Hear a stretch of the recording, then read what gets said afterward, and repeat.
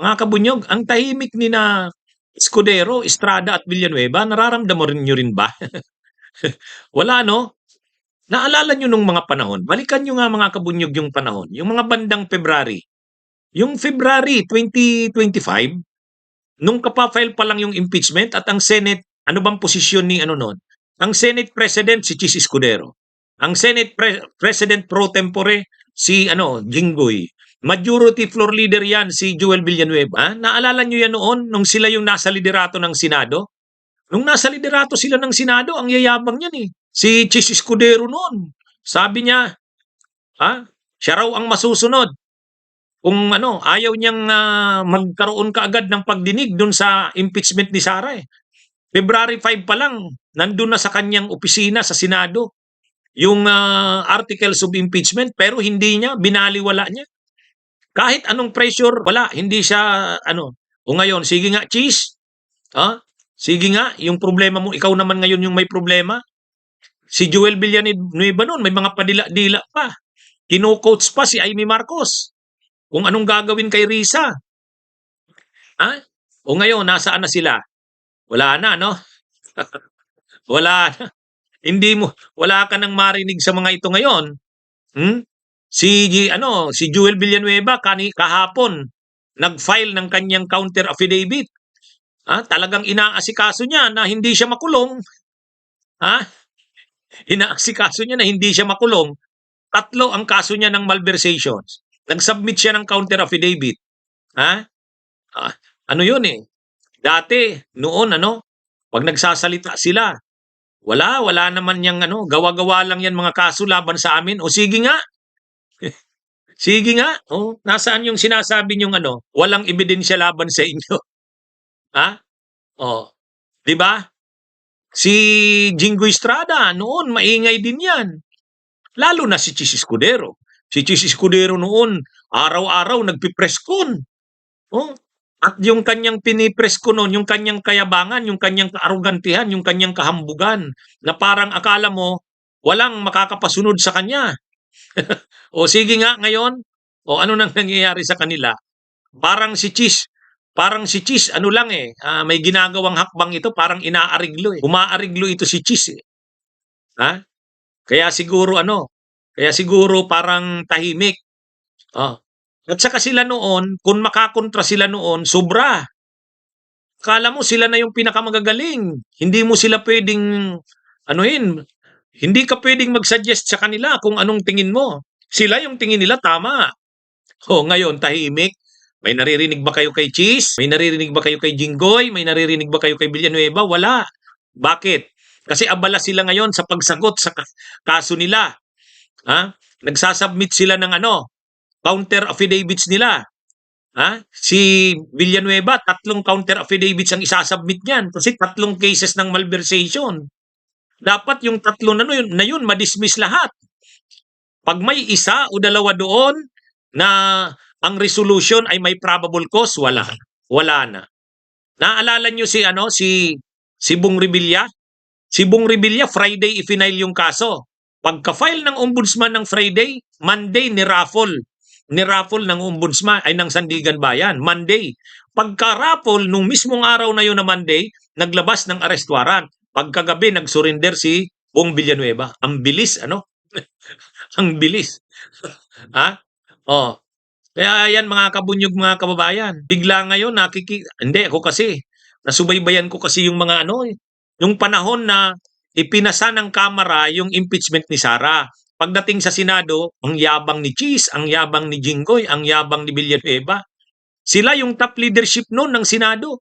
Senate President si Cheese, Senate President pro tempore si Jinggoy, Majority Floor Leader si Joel Villanueva. Talagang hinarangan nila yung impeachment ni Sara at ang yabang nila niyan. Ang yabang. O ngayon, nasaan na yung yabang? Nasaan na? Sige nga. Wala na. Siguro si Cheese, ayaw nang magsalita kasi alam niyang malaki ang problema niya. Si Jinggoy ganun din. Si Joel Villanueva ganun din. Di ba? Kasi kung talagang matapang sila, yung press ko na yon ng minority, present yung minority report, dapat nandun silang 3. Ay bakit wala sila do'n? Si Marcoleta lang ang nandun, Si Marcoleta at saka si Aimee. Wala, ay hindi parang ganito, ang stand na yata nila ngayon nila Joel Villanueva, nila Jinggoy at saka ni Escudero, "Wag na muna ninyo kaming idamay diyan sa mga minority report niyo. Kayo nang bahala niyan, Marcoleta at Senador Marcoleta at saka Senador Aimee. Kami may problema rin kami, mabigat 'tong problema namin. 'Pag hindi namin 'to nalusutan, kulong kami." Ha? Kulong sila. Oh, alam nila 'yan, ramdam na nila 'yan, mga kabunyog, mga kababayan. Hindi, tama ka, Kabunyog Abi Jean Binalay. Noon talaga sus, yung yabang ni Chis noon, Yung yabang ni Chis, yung mga pa-cute ni Chis noon, yung mga taas ng kilay. ha? Tapos pag sinasabihan mo na, ano mo, i-consider mo naman yung konstitusyon. Ang nakalagay naman sa konstitusyon, forthwith. Sabi ni Chis, ako ang mag-i-interpret kung ano ang ibig sabihin ng forthwith. Huwag niyo akong diktahan. Yun. O sige nga, Chis. Chis, ano na ngayon? Ha? Oo. Tapos si Jinggoy noon, mayabang din si Jinggoy noon. Si Joel Villanueva noon, pabalik-balik dun sa mikropono. Siya na lang halos lahat siya na lang halos lahat nagsasalita noon. Ano sila ngayon? Komite de Silencio. Komite de Silencio. Ha? Nakita nyo? Parang, nakita nila yung nangyari kay Bong Revilla. Iniisip nila, baka sumunod na kami diyan. Maramang kailangan asikasuhin namin 'tong malusutan. Kasi nasa DOJ na yung mga kaso nila. May mga plunder cases si Jinggoy, Kaya ito, mga kabunyog, mga kababayan, malapit na 'yan, huwag kayong mag-alala kasi binigyan na ng deadline itong si Joel Villanueva para mag-submit ng counter affidavits niya. Binigyan siya hanggang January 26. Pero hindi na hinintay ni Joel Villanueva yung January 26. Kanina nag-submit na siya. Kaya lang, tatlo yan Tatlong malversation yan. Si Jinggoy, naiisip siguro ni Jinggoy, makukulong na naman kami. Nakulong na kami nung 2014 ni kumpare kong si Bong Revilla. Ngayon na naman, kukulong na naman. Si Chis, dati palaban yan. Akala mo wala siyang Pero ngayon parang nakiusap yan. Sa tingin ko lang, parang nakipag-ariglo yan Pero hindi. Pre-nature natin, mga kabunyog, hindi uubra yung mga ariglo-ariglo na yan. Kung nakipag-usap man yan, huwag nating payagan yan. Huwag nating Naalala nyo ba yung mga panahon na yun? Nung pinasa na ng Kamara yung impeachment tapos nasa Senado na, ayaw talaga ni Chis Escudero. Tapos susuportahan naman ni Jinggoy, susuportahan ni Joel Villanueva, kasi kapansin-pansin talaga, ang tahimik, wala kang marinig. Ang nag-iingay na lang sa minorya si Aimee saka si Marcoleta Si Bato nagtatago. Si Bongo ganun din. Ang din ni Bongo, wag niyo na muna ako, hindi na muna ako sasali diyan sa mga pag-atake na yan. Ano na muna ako? Kasi posible ring ma-involve ako sa sa ICC, baka lumabas din ang arrest warrant ko. Pangalawa, baka yung mga problema ko sa plunder, kinasuhan ako ni Trillanes, lumabas na rin. Hindi, napapansin ko lang, ilan sila sa minoryaan? Siyam. Sino na lang ang maingay sa minorya? Si Marcoleta at saka si Aimee. Si Robin Padilla nga, hindi na maintindihan kung anong gagawin Hindi makapurma si Revilla ay si Padilla. Si Alan Peter Cayetano, ayaw na ring pumalag si Cayetano kasi marami rin siyang posibleng issue sa kanya. Doon nga sa Taguig, mayroon ding mga proyekto doon ang Diskaya. Kaya siguro si Cayetano tahimik na rin. Ayaw ko na munang kumbaga sila noon na mga mayayabang bigla ngayon na nahimik. Hindi lahat ng panahon kayo ang nasa taas. O yan na. 'Di ba?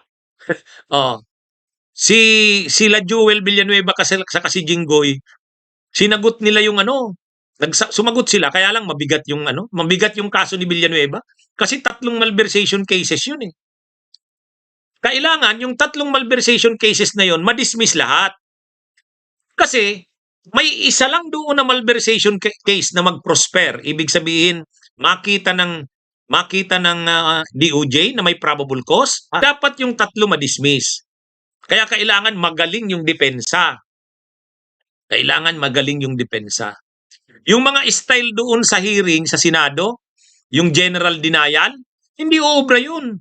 Pag mayroon ka ng kaso sa DOJ, preliminary investigation, general denial is a weak defense. Kaya yung sino ba yung mga nag-general denial doon? Si Ulaybar, si Maynard Ngo, tapos pati si dating DPWH Secretary, Bunuan, general denial din eh. Pag doon sa Senado, pwede kang general denial. Pero kapag preliminary investigation sa DOJ, hindi pwede. Hindi pwede yun. Kailangan sagutin mo ng maayos, punto por punto. Di ba? Kaya yan si Villanueva, sabi nga ni Boying Rimulya, gumagalaw daw sana si Villanueva eh. Kinakausap yung mga testigo na bumaliktad na, sila Bryce Hernandez, sila Mendoza. Kaya lang nabantayan. Sabi ni Ombudsman Boying sa abogado ni Villanueva, ikaw, Attorney Moniz Guerra, alam ko, ginagapang mo ang mga testigo. Ayusin mo mag-usap tayo. Hindi pwede yan. Ha? Kaya lang, siyempre gagawin lahat ni Villanueva para hindi siya makasuhan. Ha? Yung mga general denial, ang ibig sabihin ng general denial, yung sasabihin mo lang, dinideny ko lahat ng yan. Hindi totoo yan, lahat ng yan. Pagka ganun ang sagot mo, pag sa hearing sa Senado, pwede yung general denial. Pagka-interview sa media, pwede yung general denial. Pero kapag preliminary investigation,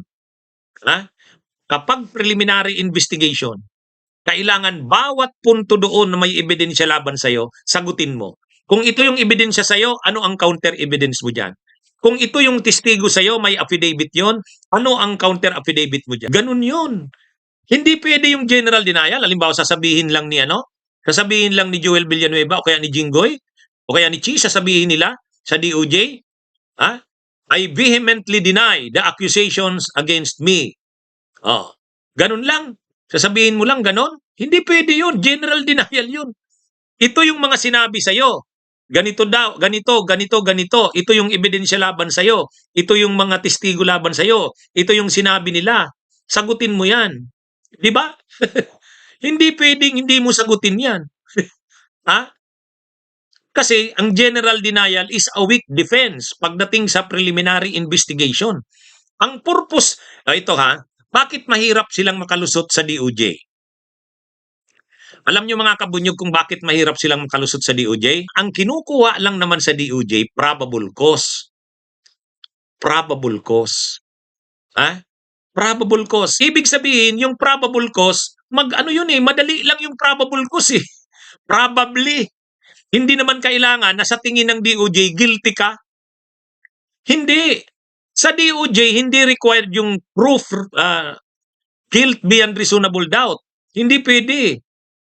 Hindi. Ang guilt, doon na yan sa korte. Di ba? Yung guilt sa korte. Yung guilt, yung conviction mo na guilty ka beyond reasonable doubt, yun? Mahirap yun. Kailangan matindi ang ebidensya doon kapag korte. Pero kapag sa DOJ, tinitingnan lang prima facie evidence at reasonable certainty of conviction. Hindi certainty of conviction, reasonable. Pag certainty of conviction, ibig sabihin tiyak. Hindi, reasonable certainty. Di ba? So, mahirap bang makuha ang reasonable certainty of conviction? Hindi. Kahit yung fiscal ay duda ang fiscal. Hindi naman kailangan niyang i-dismiss dahil duda siya. Kung sa tingin niya ay may probable cause at sa tingin niya ay may reasonable certainty of conviction, ipa-file niya yan. Hindi naman ang fiscal, hindi naman trabaho niya na mag-determine ng guilt ng akusado. Hindi fiscal yan. Ang guilt ng accused ay sa korte. Doon mabigat na. Kasi guilt. Di ba? Mga kabunyog, mga kababayan? Kaya mahirap itong sitwasyon sa DOJ. Kasi pag may ebidensya at testigo, kaagad-agad prima facie evidence na yan. Reasonable certainty of conviction. Yan yung sa DOJ. Kaya yung mga sinasabi, bakit? Sa tingin mo ba guilty sila? Uy, hindi kailangang guilty sila sa DOJ, hindi kailangang guilty. Ang magdidetermine ng guilt ay yung judge at yung guilty kailangan makumbinsi ang judge na proof beyond reasonable doubt. Pero pagdating sa fiscal, hindi. Reasonable certainty lang of conviction. Reasonable certainty. Probable cause, probably, malamang. Oh, sa tingin nyo ba malamang talaga ginawa nila ano yon, yung kasong inaakusa sa kanila? Sa tingin nyo ba malamang ginawa nila yon? Sasabihin mo, malamang. O sige, pag malamang, ibig sabihin yan, i-file na. Kasi malamang eh. Oh. Kaya hindi pwede yung mga denial lang. Hindi pwede yung denial lang. 'Di ba? Kaya pag yung ginawa ni Bunuan doon sa hearing, denial, general denial. Yung ginawa ni Ulaybar, general denial. Maaaring ginawa ang krimen. Maaari. Hindi naman sinabing walang dudang ginawa ang krimen. Wala yun. Doon na yan sa korte. Yung walang dudang ginawa ang krimen, sa korte yun. Di ba? Okay? Malinaw na yan Kaya ang problema sa fiscal, reasonable certainty lang of conviction, magaan yun madali yun Ang korte ang mahirap. Ang korte. Kaya anyway, ang importante doon, pag may probable cause na, isampa na ang kaso. At ano na yan? Anyway, marami naman testigo at ebidensya Ngayon, kaya ito mga kabunyog, mga kababayan, medyo makakakita talaga tayo ng mga kaganapan itong susunod na mga araw. Abangan natin. Mukhang ramdam na nila Mukhang ramdam na nila, mga kabunyog. Sa tingin ko na. Kayo, sa tingin nyo. Tahimik na sila Tahimik yung tatlo. Yung dating maingay. Naninibago ako Naninibago ako kasi noon, araw-araw si Chis Escudero may press con. At kapag nagsalita, akala mo walang katalo-talo, walang makakapasunod sa kanya. Ganon din si Joel Villanueva noon. 'Di ba? Si Joel Villanueva noon, balik-balik laging siya na lang may hawak ng mikropono. Si Jinggoy minsan nagpe-preside pa sa unahan, ngayon nasaan na? Nasaan na sila? Bunyog, bunyog, halikan na kasama ka. Bunyog, kapag buklod ay may pag-asa. Luzon, Visayas, Mindanao, isa ang pananaw. Sa bagong Pilipinas ang bunyog isisigaw. Bunyog.